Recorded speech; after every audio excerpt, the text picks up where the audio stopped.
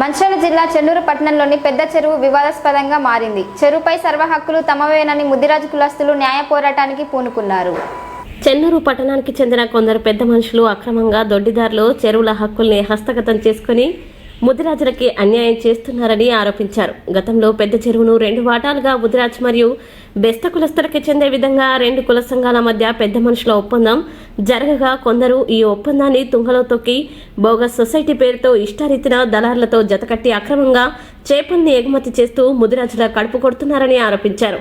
ఈ విషయమై సంబంధిత అధికారులకి పోలీసులకి మెమోరాండాలు అందజేశామని తెలిపారు. సమస్యని సామరస్యంగా స్నేహపూర్వకంగా వెంటనే పరిష్కరించాలని అధికారులని కోరారు. చెరువుపై హక్కుల్ని పూర్తిగా సాధించేంత వరకు న్యాయ పోరాటం ఇలానే కొనసాగిస్తామని ముదిరాజ్ కుల పెద్దలు తేల్చి చెప్పారు.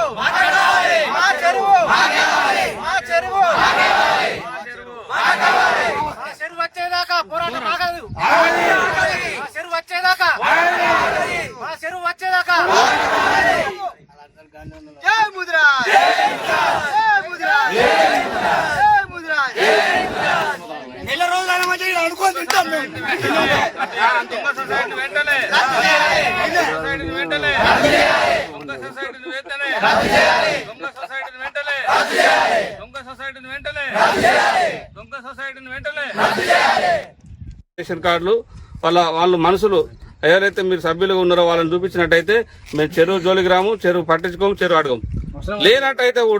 లేనట్టయితే మీరు తప్పు చేసిన వాళ్ళు కాబట్టి ఖచ్చితంగా మాకు చెరువుకు సంబంధించిన అయితే ప్రభుత్వ పరంగా ఉన్నదో మాకు కూడా హక్కులు కల్పించాలి, మాకు సభ్యత్వాలు ఇవ్వాలి, మా కుటుంబాలను కూడా మీరు కాపాడాలని చెప్పేసి మా డిమాండ్ అని తెలియజేసుకుంటాం. దీనికి మరి సహకరించాలని చెప్పేసి అధికారులకు అదేవిధంగా పత్రికా విలేకరులకు కూడా పేరున తెలుసుకుంటున్నాం.